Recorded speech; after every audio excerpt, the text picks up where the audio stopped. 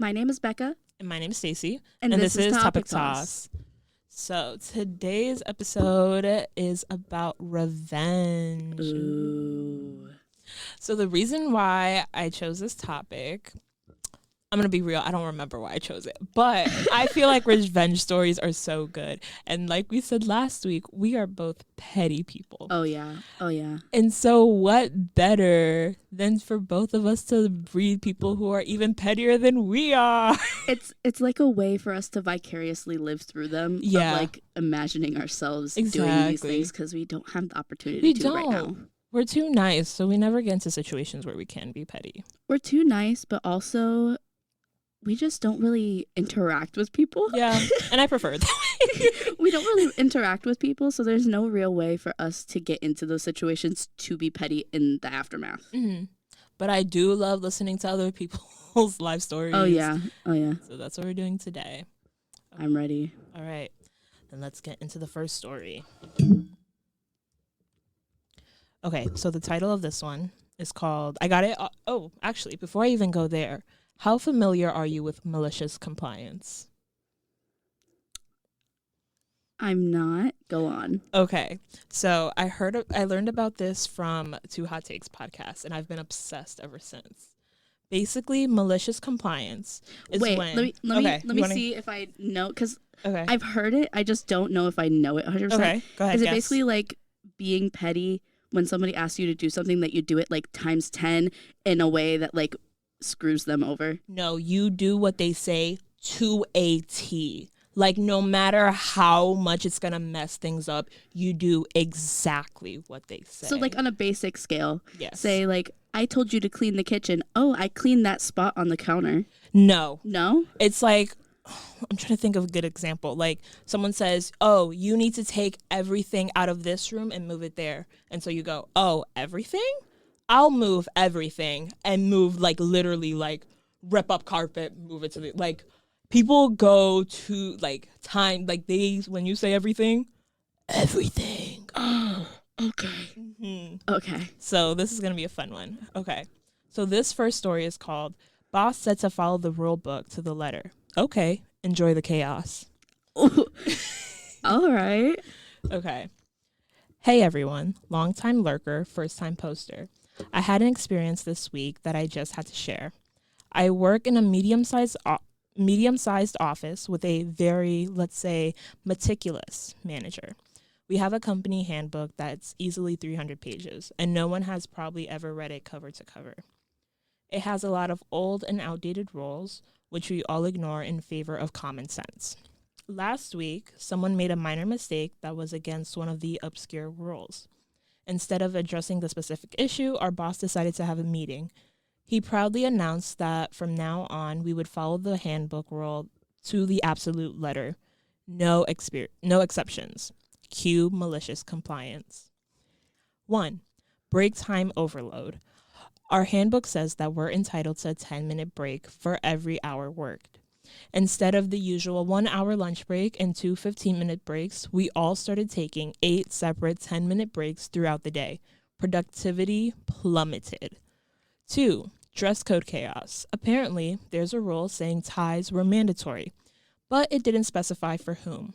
The women in the office started wearing the most outrageous ties they could find. Neon, sequins, ties with cats on them, you name it. 3. Printer madness.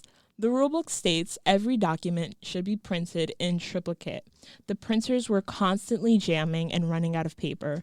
The office looked like a paper factory exploded. 4. Email explosion. There's a clause about CCing supervisors on every email. Our boss's inbox was flooded to the point of crashing. 5. Overcommunication. A rule mentioned that any changes, however minor, should be communicated to the entire team. Got a new pen? Sent an announcement. Moved your chair? Announcement. The constant pinging of email notifications became a hilarious office song. No way. By the third day, our manager was at his wit's end. The entire office was barely functioning, and he knew he was the cause. On Friday, he called another meeting to announce that maybe we should use our best judgment and not solely rely on the handbook. The handbook is currently under revision. You know it's good when you do this and they're like, okay, we need to change this. Now you see what I mean by malicious compliance. Yes. You want us to follow the rule book? Oh, we'll follow the rule book. I could just imagine all day long him leaving his inbox open and just hearing bing, Yep. bing, bing, bing. As Someone's just email like, after email. I got a new pen. I moved my chair. I'm using the bathroom. Time for my 10-minute break. Time for my 10-minute break. Right. Oh, my 10-minute break's about to start. Ooh. But I love that the entire office got together to do this. Yeah, it wasn't like just a couple of people that were like, I'm sick of this treatment. Mm-hmm. They were all like, let's band together. Yeah. It's so good. Because from experience, there's nothing better than that feeling of like all of the employees being like, this is wrong Yeah. and we're not going to take it. Mm-hmm. You get like that sense of like brotherhood Yeah. and sisterhood. It's the bonding over a common enemy. Yes. Yes. Like, you know what? None of us like being here, but we all dislike you more than we Exactly. dislike our More than I jobs. hate my job. Oh, I wish I could have done something like that. Like, we've all had bosses that we hated. Mhm. And mine wasn't even a boss, technically. But we're not going to get into that. But, oh, my God, I wish I could have just done something that got him back. Mm-hmm. I love the fact that I know exactly who you're talking about. Mm-hmm. And I remember telling my mom about the whole situation. She was like, you should have just gone off on him. I was like, you're right. Like, what did I have to lose? It was the last day. He basically tried to fire me on the last day, guys. Like, sir. Like, you know what? If I get fired, I was already leaving anyways. Right. If I get planning on fired, coming back. whatever. Mm-hmm. I just didn't care enough in the moment. But when my mom said that, I was like, you're right. I should have went off on him. Your What mom did I said have that, to and you were lose? like, damn. Dang it. That was my chance. There goes my chance, my shot. Mm-hmm. I bet you most of your pettiness comes from that day. Probably. You're like, I had that shot, and I probably won't get that shot again. Yeah. This probably is what it is. Oh. But now, all bets are off. Don't try me. Try me. I dare you. I dare you. I'm ready. Okay. So the song I chose for this story is Sorry Not Sorry by Demi Lovato. Felt like it fit the vibe perfectly. Because, It does. yeah, they're not sorry. They're like, yeah, we did that. And what about it? what about it? So, yeah, good for them.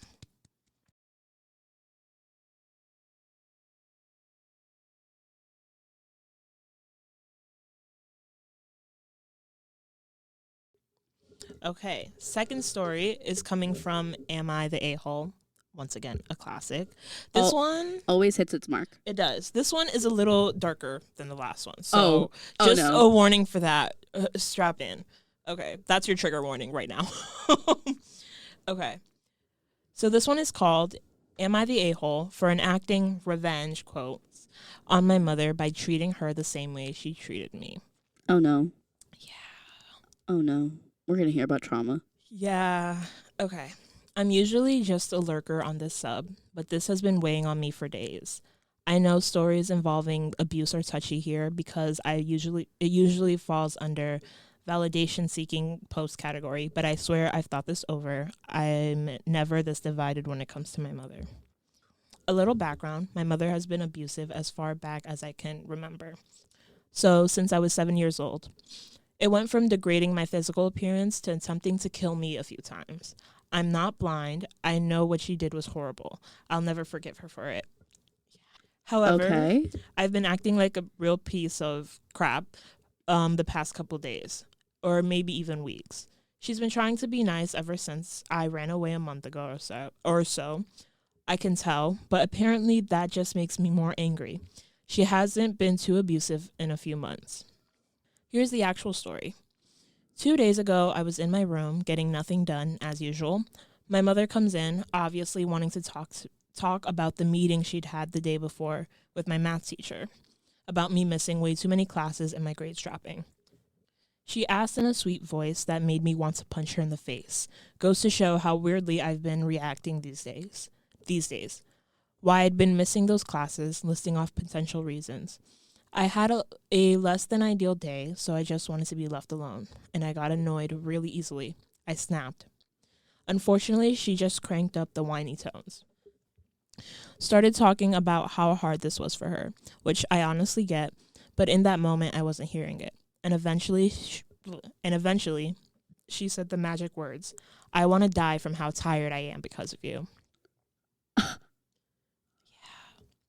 I was too mad at that point to watch my mouth, so I just asked her, "Why not do it then?" In a complete deadpan. I wasn't looking at her, so I'm not sure what her immediate reaction was, but when she next spoke, I'm pretty sure I heard her choking up. I felt nothing in that moment. That's what makes me so conflicted.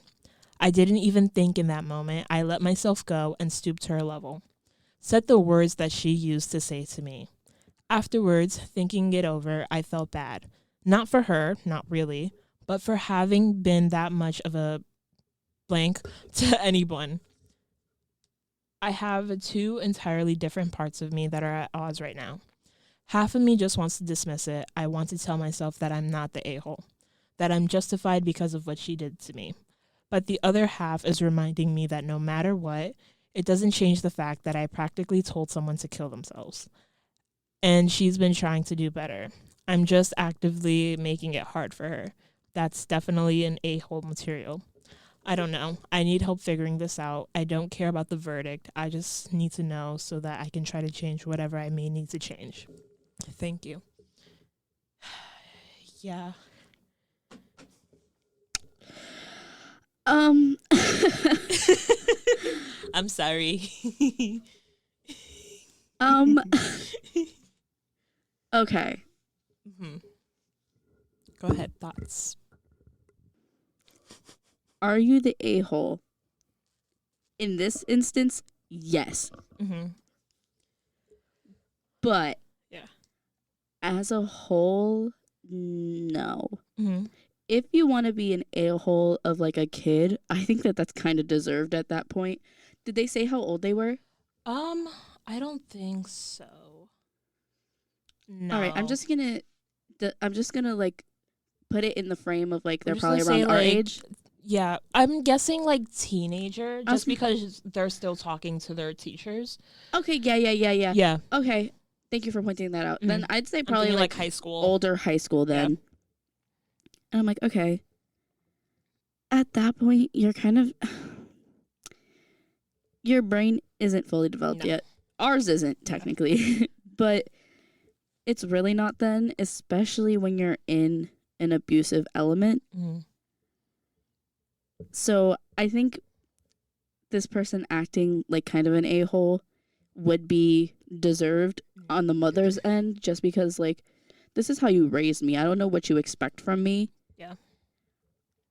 But I will never condone ever in any instance really that I can think of condone somebody telling somebody else to go kill themselves. Yeah.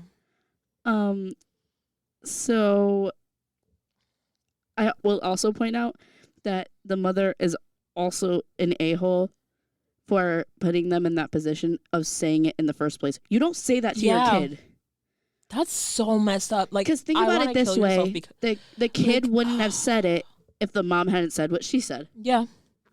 If the mom hadn't said, "Oh, I just want to kill myself," the kid wouldn't have said, "Oh, well, then go do it." Yeah. Like, it was very reactionary, Mm-hmm. and I feel like that kind of a reaction just shows the environment abuse that she's been put in. Yeah. So, a-hole, yes. Mm-hmm. For this specific instance, but the fact that it's been going on for weeks of you feeling like, you know, you're in this awful mood, I don't think that, like, in general, this girl or guy should worry about feeling like an a-hole. Mm-hmm. Just in the specific instance with just those words. Yeah. I think this kid was put in, like, such an awful situation. Like, they say their mom tried to kill them. Yeah. We... Like, what? I wanted... We need to fix that. Yeah, and because they are a minor, there's nothing they could do about it to get out. Like, Yeah, if you no. try to leave, the police are bringing you right back. Yeah. Like, there's no way of getting out of it. So the final verdict, which I agree with, is everyone sucks. Oh yeah, So everyone like, sucks. yeah, you shouldn't have said that, but also, why would any parent look at their kid and go, I want to kill myself because of you? I want That to kill is myself because you so make me so mentally tired. traumatizing. Oh yeah, I bet you this poor person's gonna think about it the rest of their life. Oh yeah, yeah, Especially if the mother were to do something. yeah. And like this whole like victim mentality of like, look at what you're doing to me. Like, no, you chose to have kids. Look at what you're doing to me. Look at what you did to me for Yeah, years. exactly. You can't choose to have kids, abuse your kids, and then expect them to love and be nice to you. Like, no, that's not how No. this works. No. At the end of the day, people forget when they have kids, you're not just taking care of a child. You are raising a person. Like, one of these days, they are going to be a fully grown adult. They're not going to stay a child forever. Nope. So you can't just treat people like that. Oh, it's so messed up. So Yeah, everybody sucks. yeah, everyone sucks. Song I chose for this one it's called Anatomy by Mackenzie Ziegler. Okay. Okay. Fun fact about me, I'm a big Dance Moms fan. And Big. like, I could probably tell you every episode front to back. Like, it's a little bit of a problem. Stacy and I, and also Stacy and her sister, literally I quote Dance Moms. Yes. Like, quotes. Like, on a daily basis. It's funny, but it's not. It's only funny if you get it, and not many people get it. Exactly. But that almost makes it feel a little better because like it's our thing. Exactly. That's what makes it so good.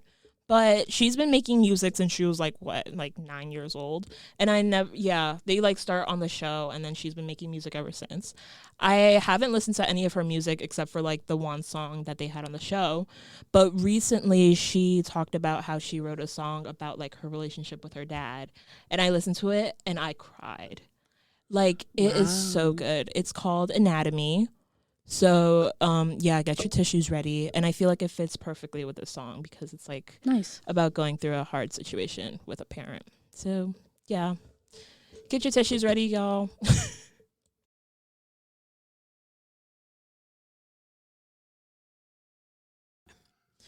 Okay, we're bringing the vibes back up. Something a little bit more lighthearted after that. Okay, this one is from Petty Revenge. Love. And the title is Inconsiderate Roommates Wouldn't Stop Eating My Food. I had Go on. I had a roommate years ago that always ate the food I purchased, and sometimes the leftover food I made. He would always have an excuse, like he was too tired to go to the store, but he would replace my food tomorrow. He never replaced my food. So I decided to be petty.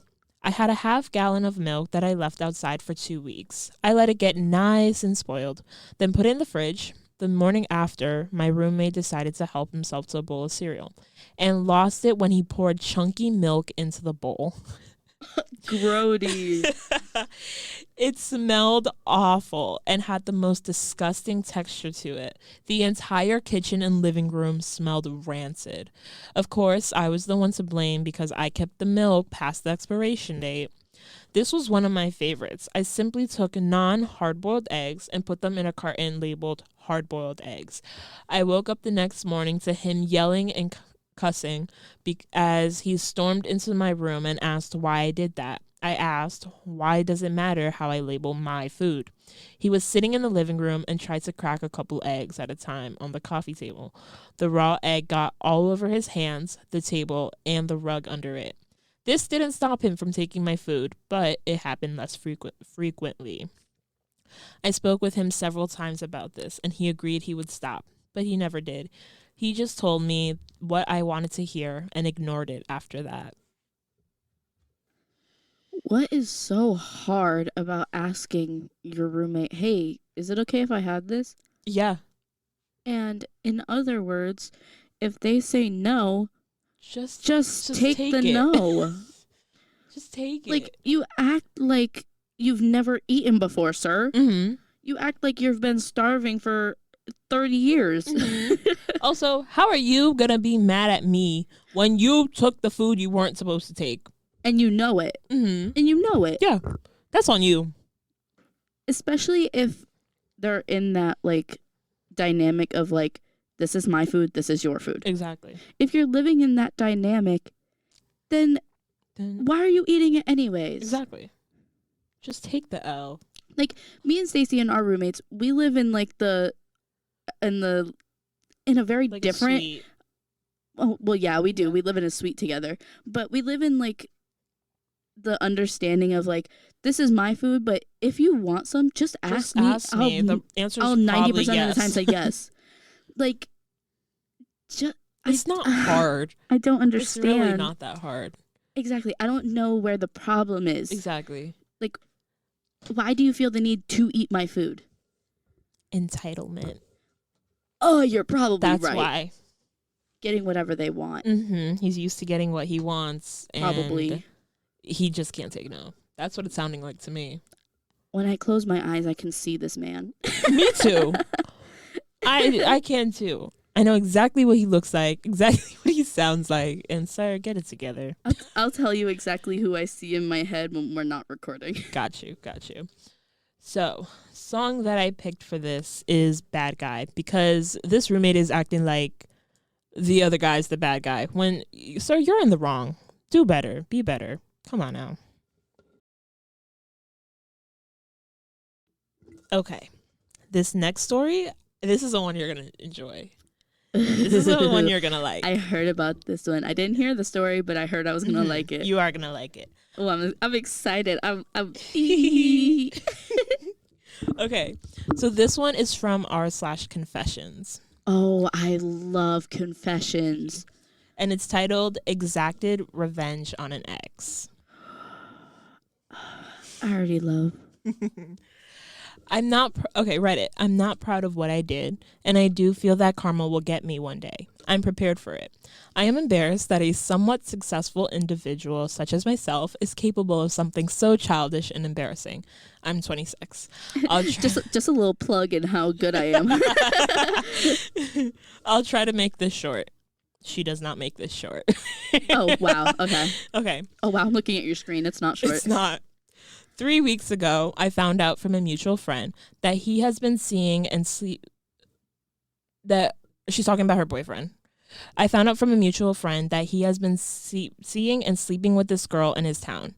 I confront him about it, and he flips everything around on me, saying that it's so hard for him to keep his, you know what, in his pants, while I am living so far away, that I neglect him, which I don't. I am the one that drives to see him every other weekend when I have the funds. We call, text, Skype each other daily. I don't want him to live with me, which is true because I don't want to take care of a grown man and pay his bills. He says he loves me and wants to make it work and drops all contact the next day. What you mean you want it to work but then just cut off contact? Men. How does that work? Great question. How does that work, That's sir? a great question. Whatever. I was heartbroken. I talked to my friends, and they said the girl he is hooking up with is easy. That has been around, and she has been around, and that they are in a relationship the day after me and my ex had to talk, probably even before then. 2 weeks ago, while still hurting and heartbroken, I reactivated my Facebook and meticulously combed through my ex and his new loves profile. I know I should not have done but whatever. I did not dwell on their flirty messages, but instead focused on her profile. I read through months of disgusting selfies of her in a dirty, dark bathroom with barely there clothes that even a floozy would be embarrassed of being caught in. Then I did it. I made a fake Facebook profile of a fine-looking man from Google that, quote, used to go to her school. I befriended all her friends, made fake posts, and befriended her. All this took less than a day. You would be surprised. A day? A day. She moved fast. Wow. She moved real quick.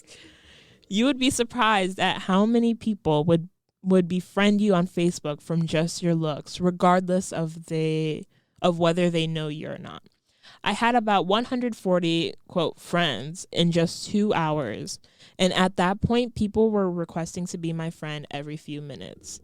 I don't know who's more pathetic, me or these weirdos. Just me, probably.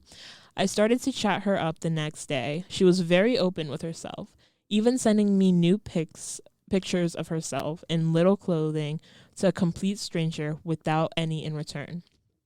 Being a woman myself, it was easy to tell her what she wanted to hear. 2 to 3 days later, she was complaining about my ex to me already. I told her I wanted to meet up and will pick her up and show her what it's like to be with a real man. At this point, I had hours of conversation saved. Her saying the dirtiest stuff that I've ever read, pictures, videos, what have you. It was time. Wow, so she just gave everything she needed. Mm-hmm. Oh, girls, don't do this. Oh. Even if it wasn't this situation, it was just like a real man. Don't do that. Okay.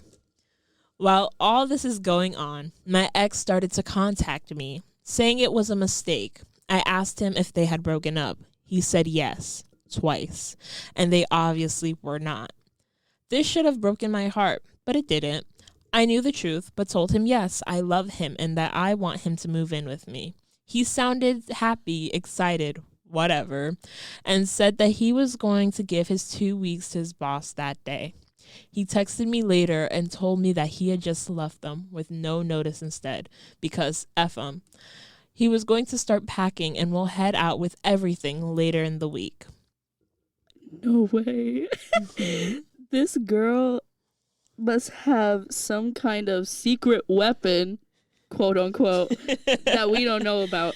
Because how does she get all these people to do this? I don't know. I want her power. Right? Good for her. I want her power. You're a little bit crazy, but good for you. Okay. The revenge. I posted all the conversations up on fake Facebook, tagged her in the posted pictures and videos for my ex's eyes only, and sat back and enjoyed the show. Before I deactivated the fake account, I had 53 likes and 82 messages. Her family, friends, all saw it. My ex saw it and almost immediately texted me to say how he misses me. He can't wait to be with me and doesn't mention anything about the girl. Friday rolls around and he tells me he is on his way to my apartment. He does not know where I live because I recently moved. I tell him to meet me at a CVS close by, so I direct him on where to go. He tells me he is almost out of gas and that I will have to help him put some in it. I agree and tell him that I will once he gets there. I get a text telling me that he's at CVS and asks where I am. I ignore it. 30 minutes later, he's blowing up my phone. Calls ignored. I made it a point to let it ring once so that he knows I sent it to voicemail. 1 hour later, he calls and leaves me a voicemail that he is worried and if I'm okay. I'm fan-effing-tastic. 2 hours later, he says that he is stranded, drove to another CVS thinking I was there, but now he has no gas and is stranded at a gas station with his things in his car. Calls ignored. I take an Ambien and go to bed. Not an Ambien. She was like, I want out. I want to be knocked out. Mm-hmm. Saturday morning, I have 37 texts and 28 missed calls and 7 voicemails from him that he had to call his mom to come pick him up. Since then, I blocked his number and then had to change my number since he would then start calling me from his family's phones and blocked calls. I had a message on Facebook from his sister. She tells me that he came home crying like a baby. And since his mom knows pretty much what happened to me and him, she was not very sympathetic, but pretty upset with me. His sister thought I was a badass and deserved better than his lying, cheating, loser of a brother. I know I acted on impulse on all of this, probably destroyed this girl's life. I will probably reactivate fake profile to say sorry or whatever, but maybe not.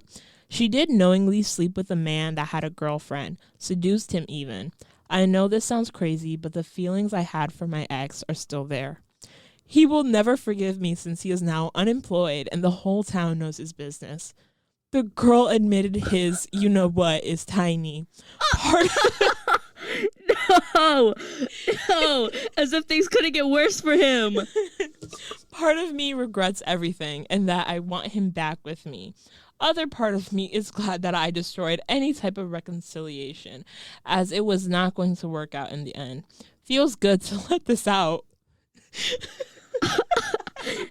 Feels good to let this out. It was weighing on me so hard.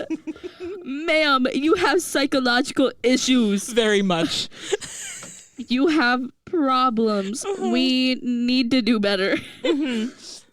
I've never seen somebody so dedicated to revenge. I know. In my life. What? This is the type of revenge where I'm like, okay, maybe we need therapy.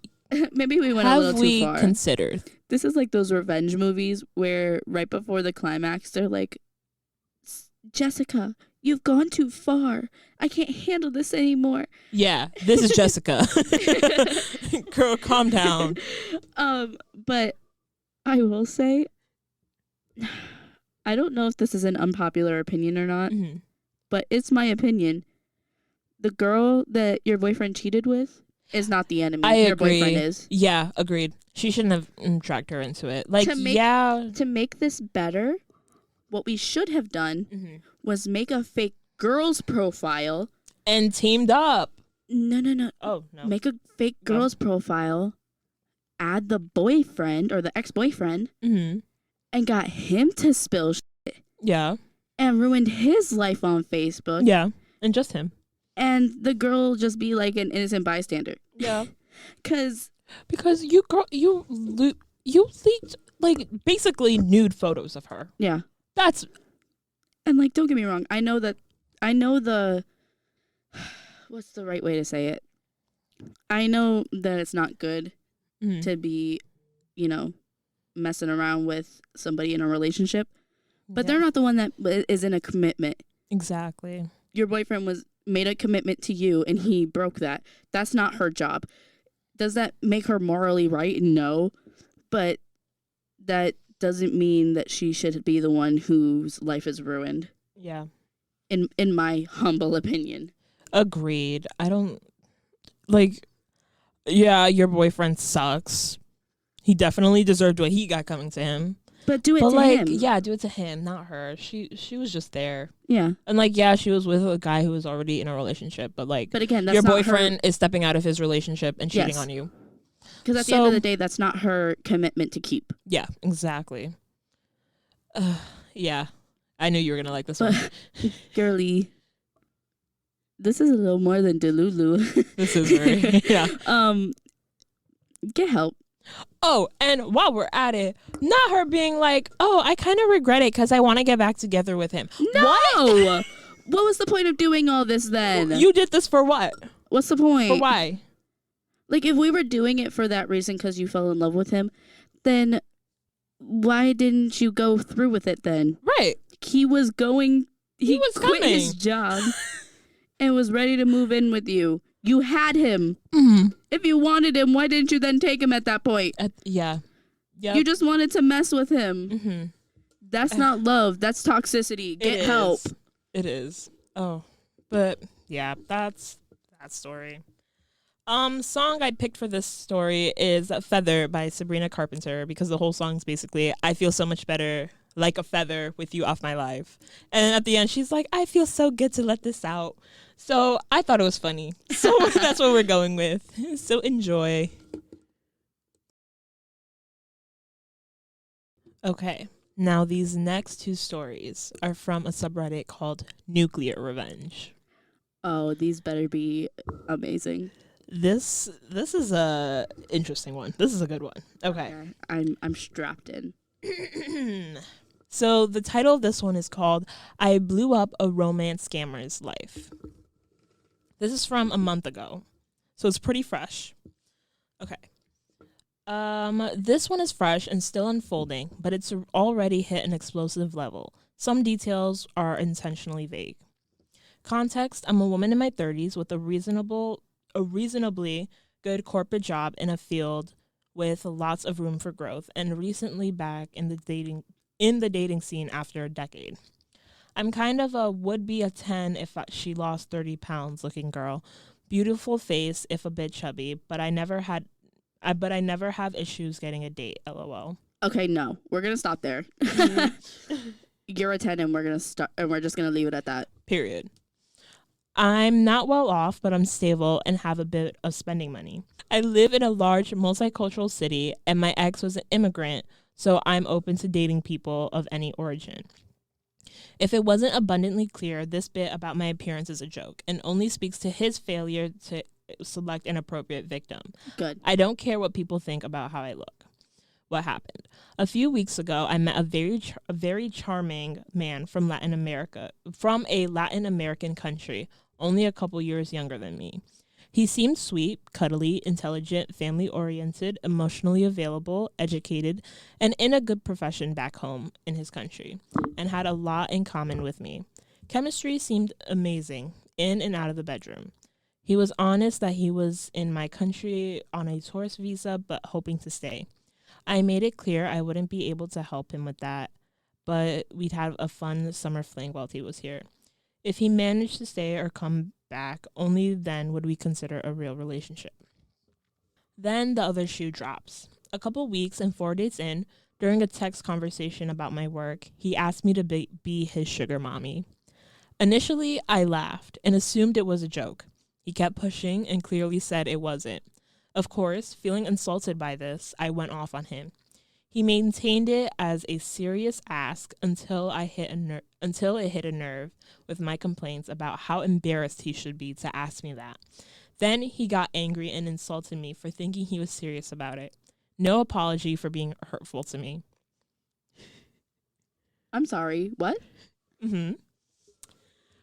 Obviously, what I did next was take screenshots and cry about it to my closest friends. I was hurt that I was fooled into thinking he liked me, and that he thought I needed to pay for a man. My friends started the fuse on what happens next. One of my friends started snooping more in his online presence. Together, we found about 6 different Instagram accounts that were him, using different variations of his names and different photos of himself, all uploaded in batches. On Facebook, a similar pattern, all very scammy and suspicious looking. He'd been foolish enough on one of his profiles, though, to follow and tag the employer that he was working for illegally on his tourist visa. Oh, no. On his tourist visa in my country. So I contacted another close friend in a local law enforcement agency that works with immigration. She looked up his file. He had a wife and daughter at home. I released the hounds after that. The friend who helped me investigate online made several group chats on multiple platforms with all his family, immediate and extended, and friends. She released all the screenshots as well as a rant about how shameful it was. As they started blocking her, she added more people. I found his sister's phone number. She sent her messages on there too. Everyone he knows, including his wife, knows he's unfaithful and trying to take advantage of women. 30 minutes after the online bombardment started, I got a rude message from him about how I should be smart enough to know that he was joking and he doesn't need to sell himself. I didn't reply. Next step, online immigration reporting form with all the info we found. Work info, employer name, address, his home address, full name, date of birth, photos, screenshots, admitting to working. Usually these reports take months to be reviewed, if at all, but I gave the file number to my law enforcement friend. 2 days later, law enforcement officers visited him at home. They found him with a phone number that was issued to a local resident.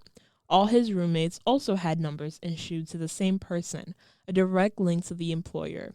He received a caution for trying to scam me, no contact order, and a flag on his immigration file that, based on his country of origin, will likely mean that he can never return, as well as a strict warning to not work without authorization.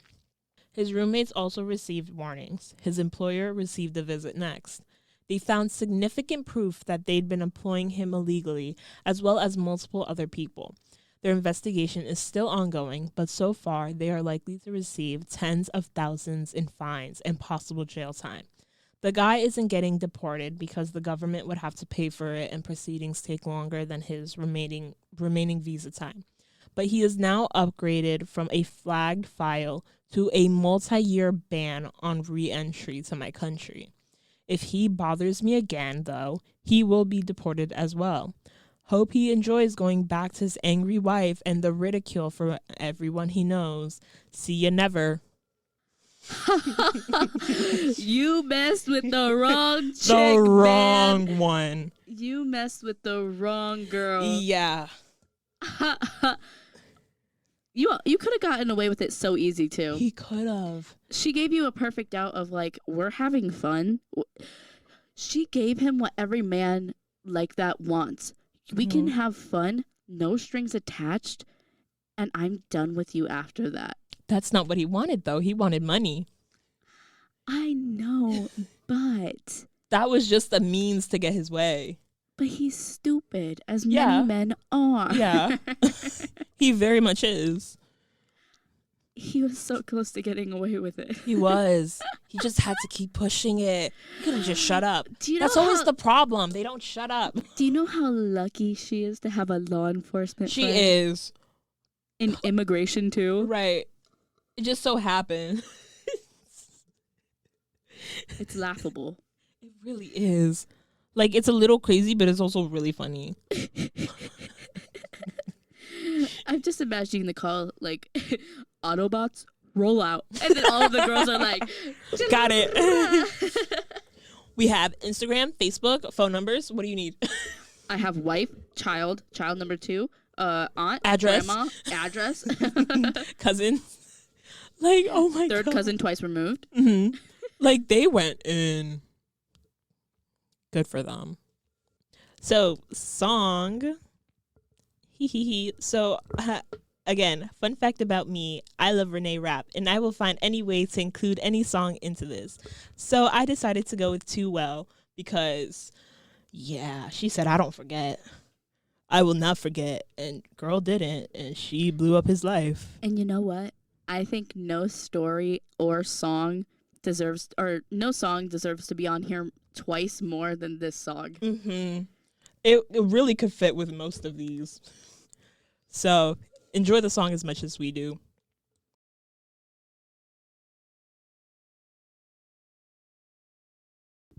Last one. And I'm going to need you to strap in for this one. Oh, no. Okay. This is everyone's trigger warning now. If you cannot handle sexual assault, I suggest you just skip forward. Oh, wow. Okay. Yeah, that's your warning. Okay. This one is called The Best Christmas Gift I Could Have Asked For. This is also from Nuclear Revenge. When I was 6, I was molested by my grandfather, and repeatedly until age 11. Wow, we're just starting right off. Yeah. Okay. I'm in. Okay. I would typically be sent to his house on weekends, occasionally with my mother staying for visits during the week. Due to my grandma being dead due to cancer, she was never around to witness it, and he would always pressure me to do things with him and never say anything to anyone about it. I felt filthy and mad each time it happened, and because I was so young, I couldn't do much to physically stop it until Christmas Eve. For Christmas, my mother was visiting my grandfather to celebrate, and due to her being an alcoholic, she was asleep in one of the guest bedrooms. So my grandfather was in the kitchen cleaning up, and I was watching TV. Then I heard a thud in the kitchen and rushed to check on what it was. It was Grandpa, with a face dropped on one side and a numb leg. Quickly I asked, "Grandpa, what's wrong?" He could only answer in a thick slur, and that's when I knew he was having a stroke. We learned about it in school. We had also learned how to call 911 to save the person, but that wouldn't be necessary. In realizing this, I simply stood up, smiled at him, keeping eye contact, and walked back to the living room to continue watching TV. And then I waited, watching movies, until it hit the mark where it was most likely too late for anything to save him. I then got my mom and told her what was happening in the kitchen. Mom called 911 and stayed with Grandpa until the ambulance came. Mom hopped in the ambulance to follow Grandpa too, while I was sent to the next door neighbor's house. And he died in the hospital, and up until the funeral, I had to play the facade that I was the innocent granddaughter. And to this day, no one in my family knows what I did. Yeah, it's heavy. Go, girl. It's not appropriate for me to say you go, girl. However, some people are just awful people. I think it was divine intervention. Well.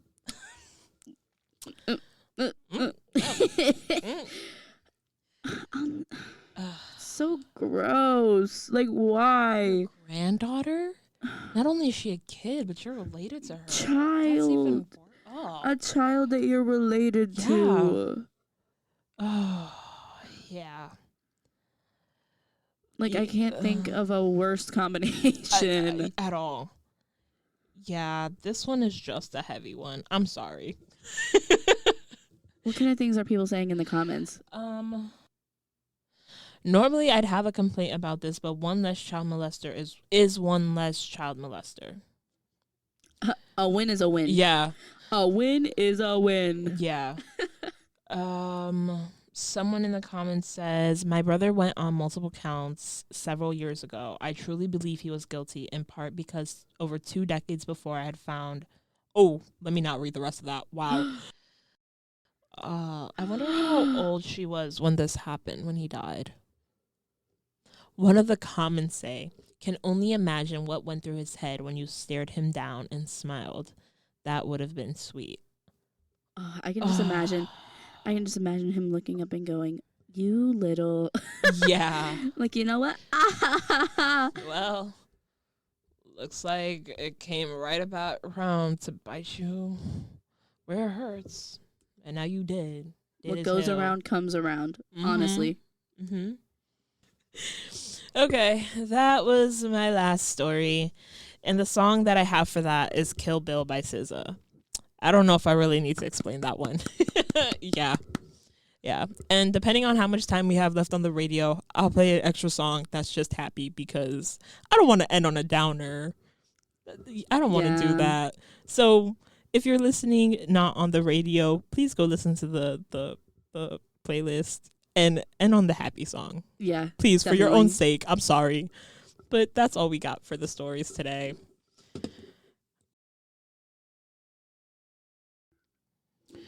So we decided that at the end of each episode, we wanted to just have a little rant session and talk about whatever's going on. That way you guys can get to know us. We tried to do it last week, but it got deleted. So full responsibility taken by me. I'm sorry. It's okay. Technology be doing things. But we tried. So we're going to try again this week. Not technology. Becca be doing things. It's okay. It's okay. I was trying my best. I hope everybody knows that. It's okay. But we're going to try again this week. So, how was your week so far? Pretty good. I'm happy that we are past the beginning of the week. I had a pretty hefty exam in one of my classes, and it was taking out a lot of energy. Yeah. But I don't think it should have. I worry more about exams than I need to because I know that I'm a good note taker. I know I'm a good student. I pay attention in class. I just freak out in case. Yeah. And at the end of the day, I think it does a little bit of a disservice to me. Yeah. But it's over. Mm-hmm. So I don't have to think about it now. Beautiful. What about you? It's been okay. I'm going to be honest. I have no memories of Monday. Monday just happened. I'm just here. Yesterday, classes. Oh, no. There's just one class that I absolutely hate. And we had our topic proposal for our final essay, and that woman ripped us apart. I heard. She ripped us apart. Oh, my God. But plus side, she's letting us redo it, so at least we don't all get bad grades and just get stuck with bad grades. But also, I don't even want to redo it. That's so much work. I'm so scared because I know that I have to take that class next semester. I was supposed to be in that class this semester, but it filled up too quickly. Yeah. And now I'm terrified for next semester. Like, genuinely terrified. People complain about this class every time this class happens. The thing is, it's just such a like just the topic. Should I say it? I'm just gonna say it. Communications theory. It's just such a. Who wants to learn about mass communication theory? You know what? Yeah, this is going on YouTube. It's not going on the radio here. Communications theory is crazy. I did not ask for this. I just wanted to make content. Who made this class? I just want to talk. I just wanted to write and make content. I did not want to learn about how companies communicate to the masses. I don't care. I don't care. That's not what we're here for. Listen, people drag communications majors because this is like the type of classes they think we take. We don't want to take these classes either. I promise you. This is not what we're here for. I'm going to talk about the Instagram reel that I saw earlier. Yeah. This guy posted an Instagram reel, and it literally was just talking about, like, bumping into different majors on campus. And when I tell you the communications major was just a frat bro that was like, dude, I don't know what I'm doing. I'm gonna fail everything. Oh, you're so funny, dude. And I was like, oh my God, is this how people see us? I think so. And I promise we're not like that. As a communication major, we both will tell you we are not stupid. I'm not stupid. I just don't want to take a math class. We're not stupid. We're just dumb sometimes. Yeah. Like, give me an essay. I can knock that thing out in like 2 hours max. I got it. You. Yeah. Give me a math equation. Give me a math test. I'm going to cry. I will. Like, actually. Like, I've done it before. You'll see a teardrop on that page. I have literally cried in the middle of math exams multiple times. I can't do it again. I can't do another one. Nope. I refuse. Which is why I'm a comm major now. I did that in Shaw's class once. I haven't done that. And it was really humbling. It's so humbling. It's not even funny. No, you know what's really humbling? When you cry doing your math homework, you go to school the next day, you go to hand it in, and you can see the teardrop. Because they dried the water dried. Because it didn't dry correctly, and you're like, oh no. Or it looks like all like wavy and wrinkly. That will humble you. It's real humbling. Oh God. And that's why I don't take that. Yeah. What else happened? You know what? I am going to touch on this because we touched on it last week, and like I said, got deleted. Yes. Quick little shout out to Kai and Elena. Yeah, we told you we shouted you out, and then it got deleted. We're sorry. I almost cried because I told them that they were like, we gave them a shout out, and then it got deleted, and I was like, oh my God, I made you guys excited about getting a shout out, and now I can't give it to you. So here's your shout out. We love you very much. Ew. Honestly, we don't know how it happened for like other listeners. We have known each other now, this is our 4th week on campus? I think we're on week 5 now. This is our 5th week on campus. I am infinitely more comfortable with these two people that I live with than anybody else on campus that I've known over the last year. Oh, yeah. Hands down. I don't know how it happened. We were telling each other that we loved each other by week 2. Mm. I think even sooner than that. Yeah. Like, it is crazy. We have never found two people that click more with us. Yeah. I don't know how it happened. I don't know either. But Kai and Elena, we love you. We do. And you can't see it. We're giving you a little heart right now. Pretend like, just imagine me with my heart. But yeah. Yeah. What else did I do? Oh, before this, we recorded our interview for our documentary project. It went really well. Really? Yeah. We talked to someone from the Women's Center. We're doing it about the Yes and sisterhood thing, and she was great. I was throwing out interview questions, and she was being all like deep and personal about it. I was like, oh, this is perfect. This is gonna be great. We can like overlap it with footage from like Yes and sisterhood. I'm like, in my head, I'm like, I did that. I did that. I wrote those questions. Look at me. But yeah, and she was super nice. So Nice. super great, super great. I hope I get to see it. You can, of course. Yay. Yes. Anything else? No, that's pretty much it. I've just been kind of going through the motions the last couple of days. There hasn't really been much going on campus. There really I feel like the events this year haven't been hitting the same. No, they haven't, but I'm hoping that it's just like they're having trouble like with the liftoff of like getting started with the semester, and I hope like as we go further in like it gets a little better. I hope so too, but even like Fall Fest, because I know they planned that like way in advance, and that was really disappointing for me. There was only one event that we went to that we like were like, and this is a good event. Fully enjoyed. Yeah, I think I went to 3 or 4 of the 5. Yeah, and they were basically like pop-ups. They weren't even events, and it was really disheartening. It was sad, but you know what? I got priority points for it, and I'm gonna need that. So you won't need it, but I will. Yeah. Because I feel like cab events are like, those are the events I look forward to. The events on campus. And I only looked forward to one. And the concert, I was like, I don't know this man. I cannot, because usually when we go to the other concerts, I'm like, I may not know all your music, but I know enough where I'm okay with vibing. I know the concert was Hunter Hayes, for anyone who needs context. I cannot name a single Hunter Hayes song. No offense to Hunter Hayes. I'm sure you're great, but I don't like country and I cannot name one song. So for me, I was like, what am I going for? Yeah, I don't know a single song of his. I don't even know what his voice sounds like, if I'm being completely honest. And I'm going to reiterate, I am broke. Yeah. Okay? I'm not going to spend a random $10 on somebody I've never heard a single bit of music. Yeah. Like, we went to Young Gravy last year. Yeah. And even though I didn't know his music, I had heard it because it was all over the internet. Yeah.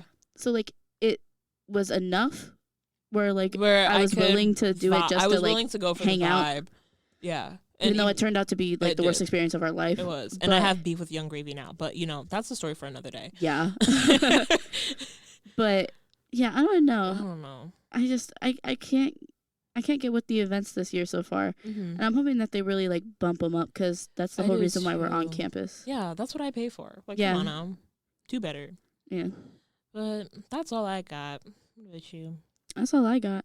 All right. Thanks, guys, for listening to Topic Toss this week. We'll be back next week, same time, 11 a.m. on Fridays on the radio and 7 p.m. on Fridays on YouTube. So be sure to keep listening, I guess. We hope you guys have a good week. My name is Becca. And my name is Stacy. And this is Topic Toss. Bye. Bye.